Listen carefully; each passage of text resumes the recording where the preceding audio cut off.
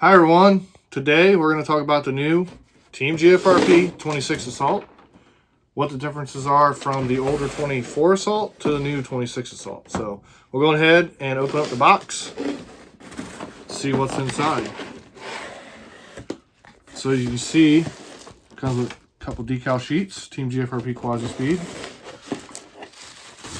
bubble wrap, and a manual.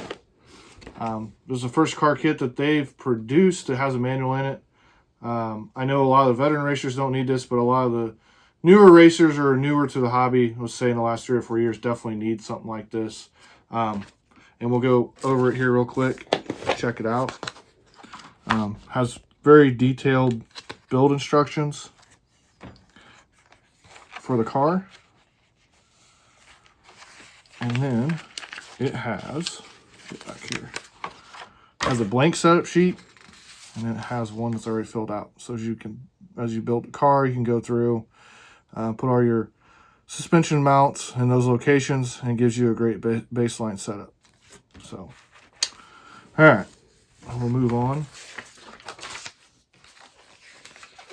It does have the parts list, but it does not have a body kit instruction manual for that yet. There's lots of YouTube videos. I know I've done YouTube video on that, so you can find that. A basic manual to help you assemble the body work for the car. So first off, notice I like that it comes with shock oil. That's always a question I get. What shock oil do I put in my car? It gives you shock oil and a little bottle of Loctite, which you'll need for some of the screws. Comes with the standard nose and tail that's came in the 24 car. The body works all the same as the 24 car essentially. You can see it there. So we'll find bag A in here. We'll open that up. So we got bag A, 26 Assault here. Now, so you guys can see this.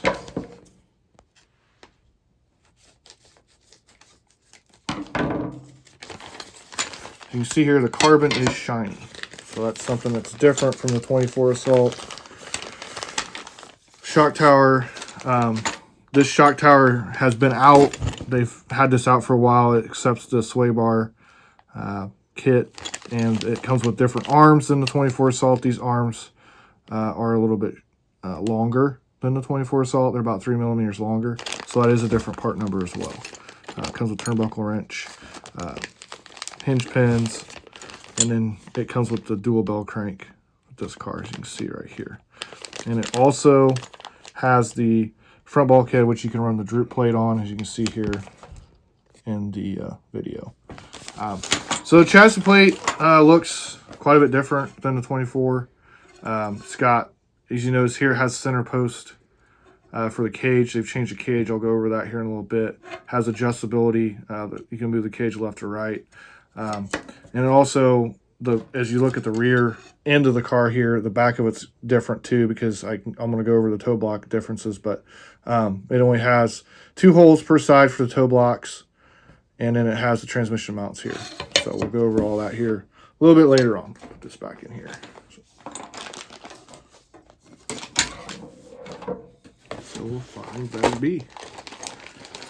Search and find, search and find.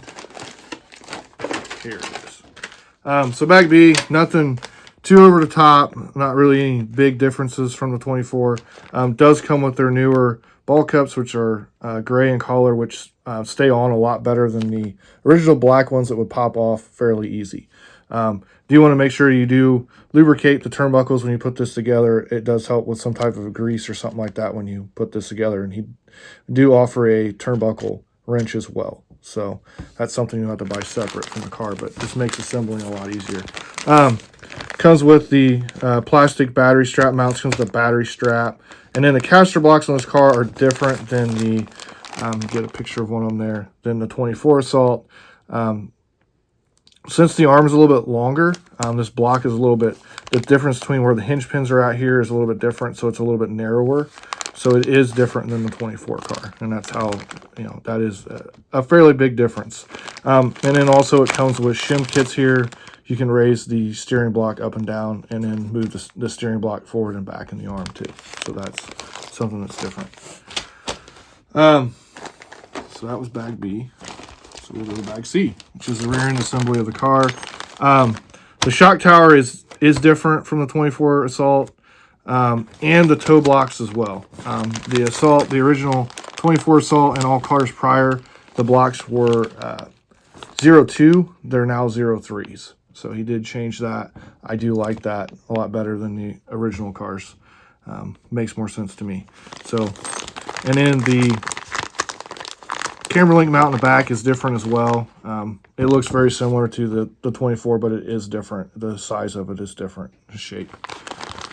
So, and the toe blocks are the same. It does have different rear hubs. These hubs are, I consider, quite an upgrade from the 24 car. The hub has, instead of having like the 3 holes in the bottom of the hub for ride height adjustment on the hub, it does have inserts, similar to like the Associated X-Ray hub. And then it does have the 2 prongs up here to mount a mud plug or a weight plate on the hub itself, which is a really nice feature. If you run on a track that has a lot of loam, especially when you get there, the track's been freshly redone, the wheels will pack full of mud. It's a way to stop the wheels packing full of mud. They offer a carbon fiber insert for that as well. So a very nice piece. Comes with the titanium turnbuckles, and then once again the newer ball cups too, which are a nice upgrade. It does come with a little different arm. It's a customer's arm, it's still an adjustable arm. Not too much difference there. You really can't change that too much. So very similar to the same. So back C. We'll go to E. Transmission bag. Does come with the new transmission kit, which is a layback. Does have the diff ride height adjuster in it. And the case is aluminum. And I know I've had some people ask that. It is aluminum. Does come with a slipper eliminator here. Doesn't come with the slipper kit. I know there were some guys that asked that. The car does not come with the slipper kit. It comes with just the eliminator. Comes with the big idler gear. You can see the motor plate there too. So it's all shiny carbon. Used to have like a matte finish carbon to them. Comes with the ball differential. So nice upgrade from the original transmission the 24 car came with. This is obviously a big upgrade to the 26. So we'll move on to, I'm going to D out here too. I didn't do D, but I'll talk about D here in a little bit. The shock kit is small bore. They don't offer this as a big bore kit car. They offer it as small bore only at this point in time. I don't know that they're going to offer it as a big bore kit. I know most people run the small bore stuff. So, and it does not come with bleeder caps. It comes with bladder caps. So if you want the bleeder caps, that would be an upgrade you would have to purchase. Also, the shock shafts, it does come with their newer, doesn't use the E-clip style, uses the newer shock pistons and shock shafts too. So similar to like the 24 car, nothing major there.